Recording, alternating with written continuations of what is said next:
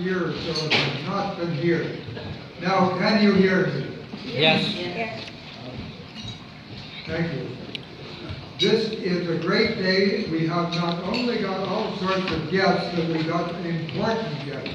And our first order of use, our first point of order will be to put our guests on the spot. And Michael and Louise Toad, we'll start with you. Yes, I'm very happy to introduce my guest. Her name is Leticia Ray, and she does know a lot of members here because she's in Kanawaki Golf Club. And so she knows members, and I'm very happy to have her. Wonderful to have you with us.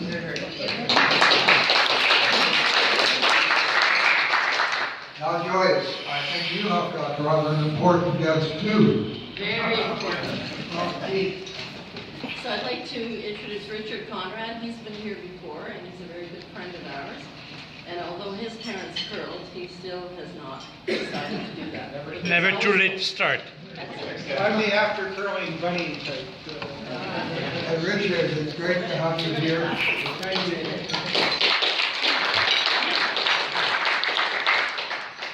Now, when I turn to the right, there are no more guests here. No. Over here, this is a sensitive area. I will ask the employees of Hackley to stay down for a moment. Do we have any other guests? I don't think so. Joe. My wife Nina, who has been here before, not a curler, but she's always glad.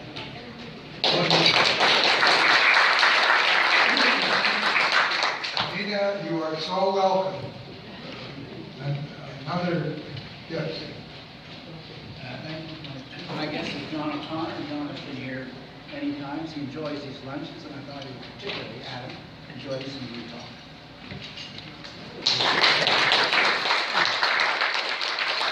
John, it's so nice to see you here. John's father, Brendan O'Connor, was a judge at the Superior Court, who I remember fondly. He used to dismiss my cases.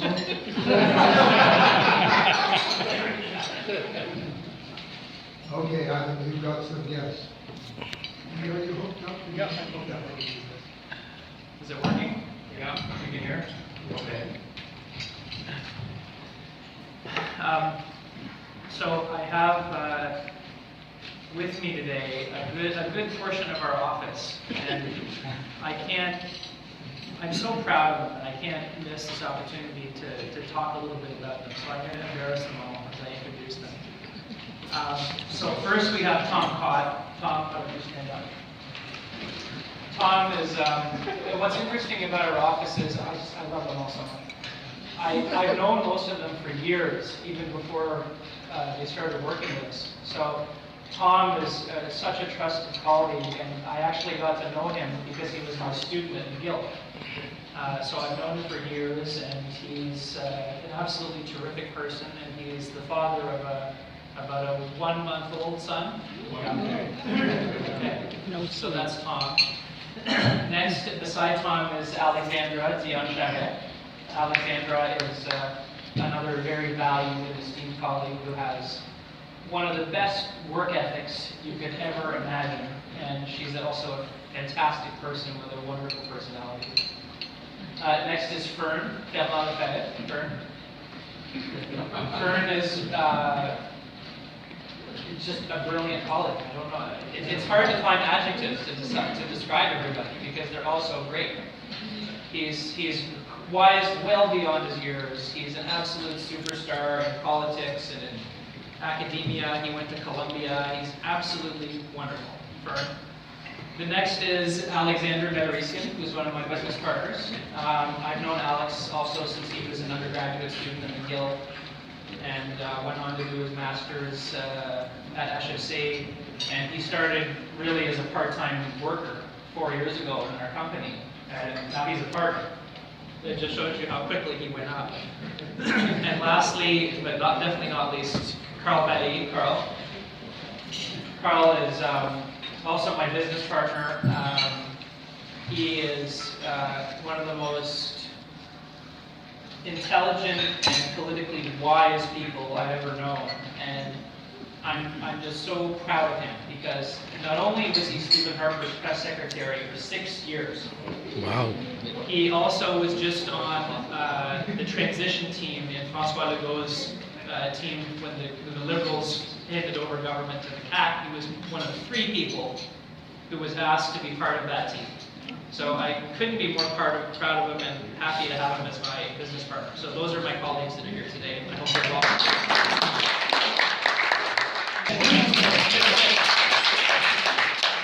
20 days after having his hip replaced, I think it's a new record. Jake, it's great to have you back, and you're looking very well. Thank you. Okay, Now now. for about a year and a half. We have a wonderful job. If you know about St. Columba, then you know about all the programs they offer for kids, lunch meals. They do just about everything. I chair their development committee and help with their fundraising, and so that's what the connection is with them. And Andy is going to, well, you're going to tell us about your trip, Andy. And we're trying to get people out to be interested in it. And with you do that, well, let me get on round robin in 2 weeks, and that leaves us with 3 Wednesdays before Christmas. So we're going to start the Ray Taylor early, and I'm going to put a sign up on there this afternoon. Excuse me. Now, did you say there was someone had a birthday on Alexandra? Would you stand up?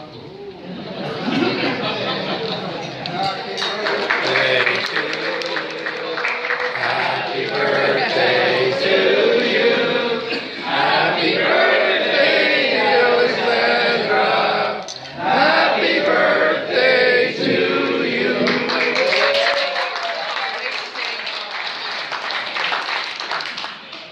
You don't look a day older than you were yesterday. Okay. Adam, you're an esteemed member of the club, and that brings with it a certain number of lack of perks. One lack of perks is you're not supposed to get a crystal, but I think there's one waiting for you. So I'll discuss that with our president while you're talking. The other lack of perk is you don't get any special introduction. But I'm going to add a few things that are not marked down on the sheet downstairs. First of all, Adam comes from Peterborough, Ontario, which is a nice thing, but not all that remarkable. And everyone's got to come from somewhere. Now, this is something that's going to impress a lot of you curlers far more than I would read. Adam is a former provincial junior golf champion. And the province was Ontario, not PEI or Newfoundland, Ontario. Is you people not impressed? Yeah. He's a good curler. Okay, Adam. Thank you, David, and thank you, everybody, for coming. I see the title of the talk on the poster is the midterm elections and NAFTA, and we'll talk about both of those topics, but I also thought we might a little bit talk about the Quebec election results, since it was so recent, and it's so important for us, and has so much impact. And I'll try to keep this short because I know that, at least from my past experiences talking to this group, there's a lot of questions, and we'd like to have that back and forth, so we'll leave lots of time for question and answers. We'll start with the new NAFTA, because I think there's probably the least to say about that, of those 3 topics. And the reason is that there's so little change in the new agreement from the old one, and the changes are not that material for everyday people. Don't forget, this isn't something that's been ratified yet, either in the US Congress or in Canada, so it's still really, we really have to talk about it as a pending agreement. It's not an official agreement. And as you know, there's a lot of pressure, especially on the Canadian side, to not make it official until something is done about the tariff issue, because the new NAFTA doesn't address the problems with the tariffs that the U.S. has placed on steel and aluminum and wood. So there's a lot of pressure on the Trudeau government to not go forward and make it official until that issue is resolved, or those issues are resolved. So in terms of the actual specifics of the deal, I'll talk a little bit about what the changes are, and then I'll maybe make a few comments about how we got here, and the macro picture and the strategy that was used, and whether or not that was the right way to go about it or the wrong way to go about it. It's always easy to comment on things like that in hindsight. But in terms of the actual accord and the practical changes that we'll see, I think two of the biggest areas are milk and the dairy sector, and the other one is transport of goods across the border in terms of personal purchases. So everyone here probably has bought something from a U.S. vendor, a Christmas gift for your kids, or a new set of cutlery for your house or something. Anyone who's had something delivered to their home knows that if it's bought online and it originates in the U.S., you have to pay duty taxes, and it ends up being a fortune because you transfer the dollar, so you're automatically paying 32 cents more on the dollar just there, and then you have your duty taxes. So anything that was $20 and under used to be exempted from the duty taxes, and under the new NAFTA agreement, it will be $150 and up. So the threshold for when duty taxes start has been moved much, much higher. So that's one good thing for consumers, that you'll actually have a tangible benefit from that you'll see in your daily lives. The other issue that I think is the big ticket one is the milk sector. You probably know that there's been a lot of debate around the Canadian system of producing milk, which is known as the supply management system. And the U.S. has long had an axe to grind about supply management, because not only is it a system that regulates and runs the way that Canadian milk is produced, it's a very strange system whereby farmers basically sell their milk to an entity, a marketing board, at a predetermined price, and then they sell it back to stores. It's a very convoluted system to have government control over pricing. Not only was it that, but it also totally eliminated the ability for most American milk products to be imported into Canada. And the Americans have always been very upset about this. So under the new NAFTA accord, and the farmers lobby are very upset about it, under the new accord, 3.5% of the Canadian market for milk will be open to foreign imports. 3.5%. And this is similar to what was done with the Canada-Europe Free Trade Agreement that was signed a few years ago. So you'll start to see more and more French and European-made cheese and other milk products in the grocery store as a result of the Canada-EU Free Trade Deal. And assuming this deal is ratified, you'll start seeing a little bit, very little bit of American milk and milk products in Canadian grocery stores. Another change is on alcohol. So it's very, very hard for American exporters to import wine into Canada, like the Napa Valley people and the California wines and whatnot. The new agreement liberalizes those rules. So it will be much easier to buy American liquor, and especially wine, in Canada, assuming it goes through. Other than that, there isn't that much.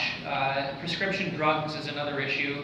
Americans have long been upset about the way that Canada runs its prescription drug system, where they have huge entities, provincial entities, who buy the drugs in bulk and then sell them to pharmacies and people who distribute it, which allows for a much lower price.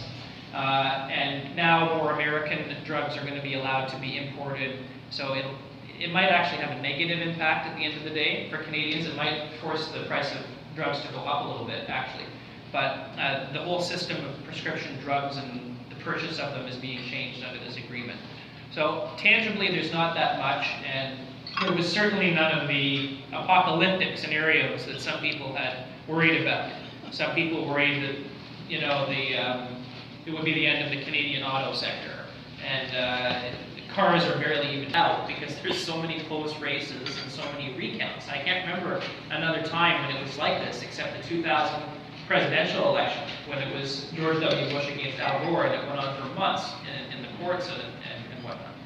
But it's the closest number of races that I've seen in a long time, maybe ever. So the first comment is that it was not the giant blue wave that a lot of people had predicted. The US has a very different political system than ours.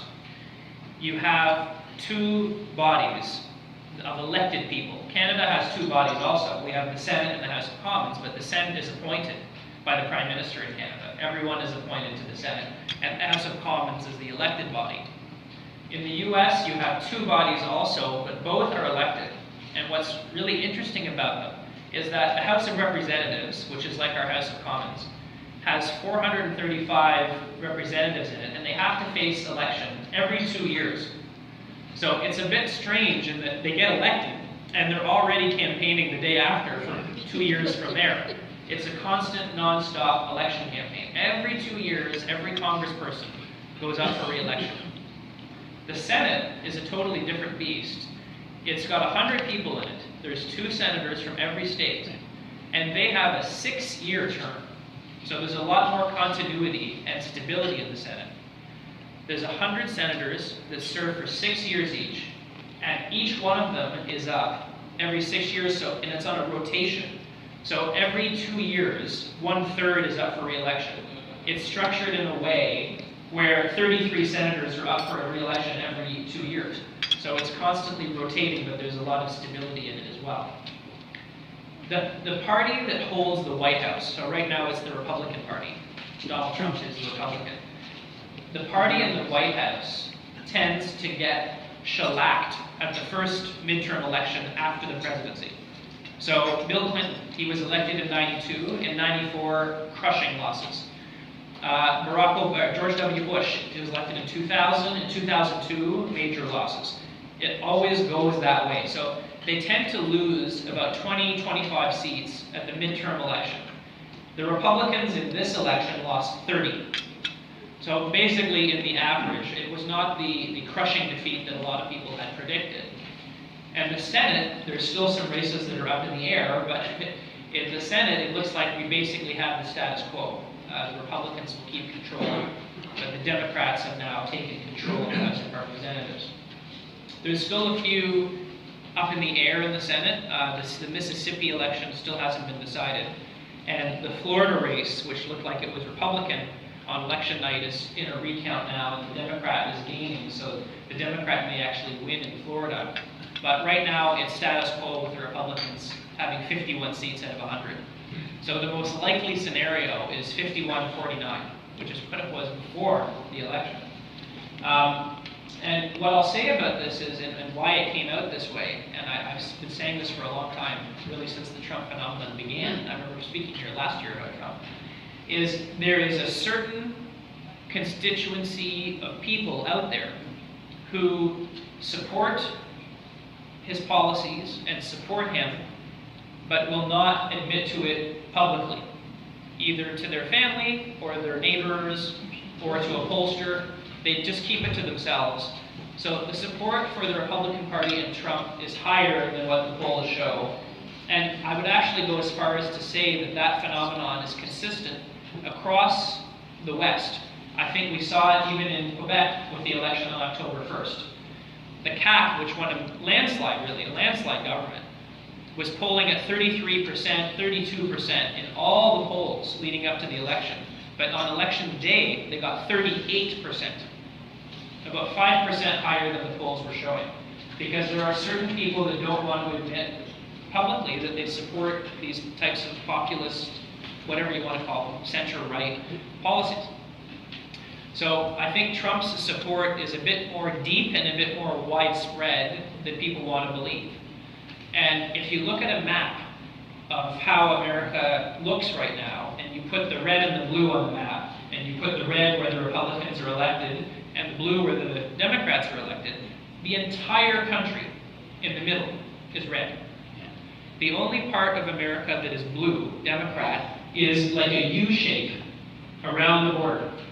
All the big cities along the coasts, starting in Seattle, Los Angeles, going down through the southern United States on the very tips, a little bit of Florida, and then New York City, Philadelphia. you have all the border coastal cities Democrat and the entire rest of the country Republican. And that was the map in 2016 when Trump won, and it's still the map now after these midterm elections. So I guess the big question is, with the Republicans still holding the Senate, it looks like, and the Democrats now taking over control of the House, which they didn't have before. So we now have a split, with one party controlling one House and the other party controlling the other House. And what does that mean? In short, I think it means really bad news for Donald Trump. And the reason is the Democrats are going to throw sticks in his wheel every step of the way on his legislative agenda, and particularly on domestic issues like the budget and various spending initiatives, taxes and whatnot. And I think that they'll probably also do a lot on the, let's call it the ethical front, or the ethical issues. They'll launch investigations into this or that, and they'll have an oversight committee for Robert Mueller's investigation into Russia. They'll do whatever they can to make it look bad in media and in the public eye for the next 2 years, to try to drum up as much opposition and as much sentiment as they can against him leading up to the 2020 presidential race. So I think even though the Republicans still control the Senate, which virtually guarantees that Trump will never be impeached, you may see something like we saw with Clinton in the late 90s, where it was also a split. The Republicans had the House and the Democrats had the Senate back then, where Clinton was impeached in the House, but then he was acquitted in the Senate. You may see a similar thing, especially if Mueller's investigation comes back and says untoward things did occur in the election with the Russians. Who knows? I think anything's possible. But you'll see a lot of ethical investigations and subpoenas of people. And it's not good for America. Even if you despise Trump and don't like his agenda, it will not be focused on substance and material things that matter to everyday people. It'll be all about making him look bad. So that's how the next 2 years, I think, will look. The fact that the Republicans still control the Senate is very important too, because the Senate has a lot of oversight. And the most important thing, I think, for Trump in terms of making his voter base happy leading up to the 2020 election is that they control the appointments process. The way the American system is structured, the Senate has oversight over all important appointments. Key ambassadorships, heads of agencies, other cabinet members, especially the courts, so judges. Ruth Bader Ginsburg, who's one of the liberals on the American Supreme Court, is 85, 86, 87 years old now and not in good health. So there's a possibility that she would retire or pass away in the next 2 years, and that would give Trump another opportunity to appoint a conservative judge to the court, which currently has a 5 conservative, 4 liberal split. So if another judge retires from the more liberal side of the court, then you'd have a 6-3 bench by the time Trump is up for re-election in 2020. That's a realistic possibility. So the Republicans still control the Senate, very important for the appointment process and other key oversight initiatives. So it's not a disaster for Donald Trump. It's not what was predicted. A lot of people predicted that the Democrats would take both the House and the Senate. But it's not great either, not for him or for the country. So I'll leave it at that for the, and I don't necessarily agree with a lot of how it's been portrayed in the media. So one election does not make a trend. One election result can be a fluke. But if this continues and the CAC either wins again next time or stays as a permanent, durable political force, then this election will have been a realignment election. And a realignment election is when the tectonic shifts of politics change in a substantial way. And it looks like that is what's happened here. In that we have moved away, let's hope, let's knock on wood, this is real wood, that we have left this 40-year-old debate of should we have a referendum or not. Every election really since 1970 has been fought on referendum or no. 76 on, let's say. To a left-right debate of more government, more state, higher taxes, more social programs, less government, less state, less social programs, lower taxes, like they have in the rest of North America. And I think that's a great thing, and we should look at it that way.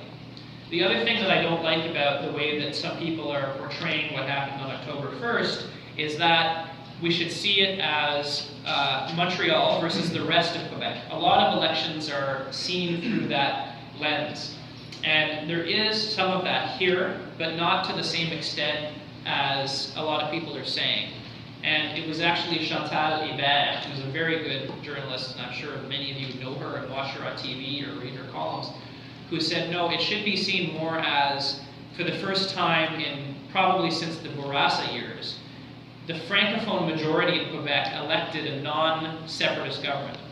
Because you not only had Francophones outside of Montreal in all of the regions voting CAQ, you also had Francophones in Montreal voting CAQ. They were not predicted to win any seats on the island of Montreal, and they actually won 2.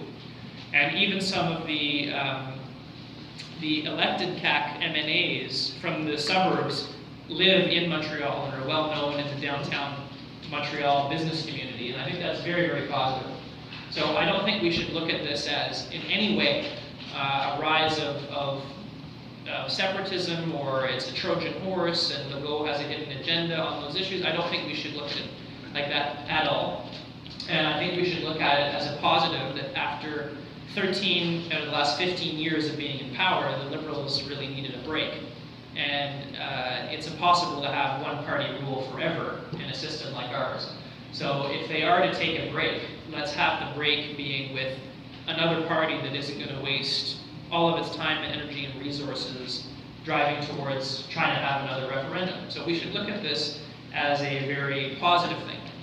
The second and the last comment I'll make on the election is about the issue of the ideological makeup of the CAQ. You see them portrayed in the media as a right-wing party or as a conservative party. If you actually take the time to read what they said and look at their election program, you'll see that they've basically erased almost all the differences between them and the Liberals on the economic and fiscal questions. The CAQ is only slightly, marginally to the right of the Quebec Liberals on taxes and economics. There's no plan for a radical income tax cut. There's no plan to close down government departments or privatize the liquor stores. Their views are very similar to the Liberals, except for being, they say they're more against government waste and they want to have more efficiencies in government. The only issue of real difference are what I call the identity questions: immigration, language, and culture. And the CAQ deliberately put forward a strategy to have differences between them and the Liberals on those issues. So the French language test after 3 years for new immigrants, cutting the level of immigrants by 20%, the legislation on religious wear, the headgear in the civil service and state authorities. That is all deliberate difference with the Liberals to carve out more of that nationalist image and to attract more of that nationalist vote, which is very much in the mainstream of public opinion in Quebec, especially outside Montreal. So they did really almost everything they could to make themselves look inoffensive or not much different from the government party, the Liberals, during the campaign. And I think that was a smart strategy, and it worked. One last quick comment before we do the questions, which is, a lot of people ask, will the CAQ victory have an impact on the federal election, which is going to be next October? It's coming up, it's less than a year now when we'll have the next federal election. Will the CAQ's victory help the Conservatives and Andrew Scheer, or will it hurt Trudeau or help Trudeau? My answer on that is, I don't think it will do anything to change the game. I think it will not hurt or help Trudeau, and it won't hurt or help Andrew Scheer. The main reason for that is that the CAQ voters and the people that are involved in the CAQ are either agnostic in the federal politics, so either don't care or aren't involved. And then those that are involved are not necessarily conservative. There's even some people in the federal Liberals, Trudeau's party, who are CAQ in Quebec, if you can believe it. So I don't think you can do any kind of transposition and say that because this centre-right party that's not Liberal won in Quebec, that the Conservatives are going to do better in a year at the federal level. There's no way to draw that parallel directly. In fact, I think maybe you'll have me back, David, next year to talk about the federal results next November. If I were to predict right now, and you can hold me to it, I think the Liberals will get a second majority government. And the reason for that is I think the NDP is headed for a major collapse, especially here. So that'll be an automatic 10 or 12 more seats for the Liberals in Quebec. And I think it will be very hard for the Conservatives to get over that. So I'll cut it off there, and we can do. We've not made any headway in the last election at the state level. Yes. The gubernatorial races in the state legislature, we should be the base. Yeah. What's your opinion? You need two things to win the U.S. presidency now in modern America. The first thing is national name recognition. The second thing is about $1 billion. $1 billion. If you combine the primary spending and the general, you need about $1 billion. There's really only one person who fits the bill, and maybe a second one who might. The person is Oprah Winfrey. And she has gotten involved in a bit of a distant way. She campaigned for Stacey Abrams, who was the African-American Democratic candidate for governor in Georgia, who has lost. And she's mused about it, and she does the non-denial denials, right? She says, I'm not currently planning to run, which we all know means maybe. Right? Maybe. They all say that. Even Hillary's saying that, right? She might run again. She's saying, I don't have any plans to run at this time. So I think Oprah is the only one that has the profile and the money to seriously take on Donald Trump. The second one I was going to name, I should have said three because Hillary is kind of still in the picture, but the second one I was going to name is Biden, who was the vice president under Obama. And the problem with him is he can raise a lot of money very quick, and he has name recognition. But the problem with him is he's a bit up there in years. Donald Trump is already the oldest president in history. And Joe Biden is even older. I think he's approaching 80. And there's always been rumors over the years, and there's no corroboration, but there's always been rumors over the years that he might have some Me Too problems himself from the old days, and that will obviously come out if he ever ran for president. So I don't know if he will run. But if he does, I think he would have a serious chance of getting the nomination, even if Hillary runs again. Anybody lying in the weeds for the Democrats? Michael Bloomberg? Good questions. Nancy Pelosi, it's such a strange story. The fact that she's been able to remain the presumptive speaker if the Democrats ever win again for all these years. I don't know anyone who's been speaker and then waited in the wings, 10 years to come back, and is now apparently coming back. I think her power is real I have to distinguish there. I think her power is real in the Democratic Party, because the new wave of Democrats is much more liberal and much further to the left than the old Democrats from the Clinton era, let's say, or even throughout the 2000s. Obama really moved that party left, and now it's gone even further left in the rise of Bernie Sanders. So I think she has great credibility with the new crop of Congress people, and I think within the party base, she's got a lot of power. But I think Trump thinks she's a joke, and he'll use her as a punching bag, and it'll probably work, because he'll probably fall for a lot of his traps on Twitter and elsewhere. And in terms of the second question, I think there is a 50-50 chance that Bloomberg will run for president in 2020, but it would be as an independent. I don't think he would run as a Democrat, and I think it would be totally self-financed. And I think he would get crushed by Donald Trump. I just don't think that, you've heard of the expression Schadenfreude before? Yeah. The German word, which basically means the tenor of the times. The tenor of the times are not right for someone like Michael Bloomberg. We're living in an era where personality is number one. Personality is everything. And he's going to say, I'm a substance guy, and he's frankly a pretty bland public speaker. Brilliant guy, and I respect him to the nth degree for what he's done in his life, in business and elsewhere. But I just don't think that this is the moment for somebody like Michael Bloomberg. Proportional representation, and the second question was Maxime Bernier. The first question is, we will never have proportional representation in Quebec. Every party says that they will toy with the electoral system when they run. And then when they get elected under the current system, they realize how virtuous it is, and they abandon those plans, and they say, oh, we're working on it. And then in year 3, they release a study, and then, oh, it's time for another election. We just didn't have time to get that done. I'm sure we'll see something similar again, just like Trudeau did. Trudeau, frankly, was more honest about it than the others. He just full out abandoned it after about a year and said, we're not going forward with this. They all do this, it's just lip service. Nothing more. So no. What about Maxime Bernier? Oh, this is a complicated question. I know him.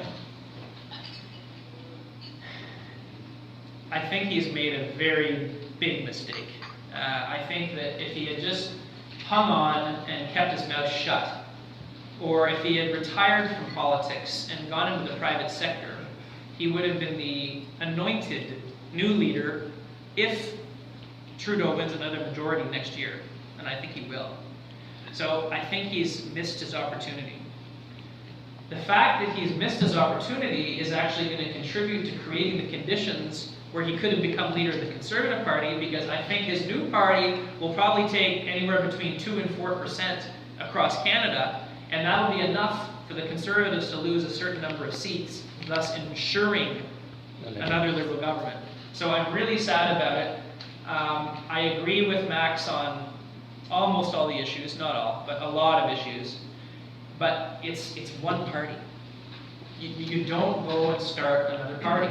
That's the lesson of the 1990s and the Chrétien era, right? 3 straight Liberal majorities, because there were 2 parties to the right of the Liberals, the Alliance and Reform and the Progressive Conservatives. You do not start another party. You fight from within your own party. So I think it's a big mistake, and it's potentially devastating for Scheer and the Conservatives. Remember that. Well, I do want to thank you for once again participating on our Wednesday luncheons and giving us such great, thought-provoking commentary on the political scene, both in the U.S. and in Canada. And, well, I have to say that when I was elected president of this wonderful club, they elected someone who was generous and genuine, and so indeed you shall receive a crystal card.